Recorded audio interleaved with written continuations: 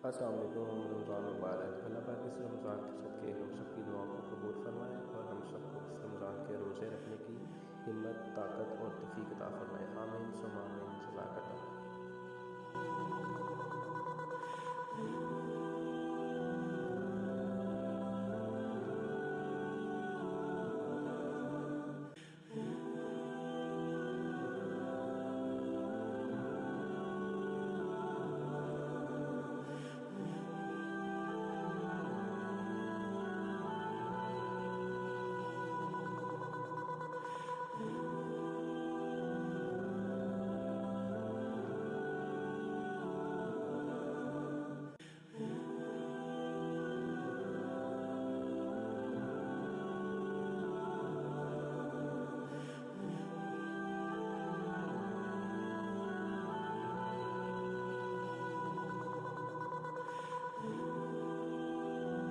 Thanks for watching.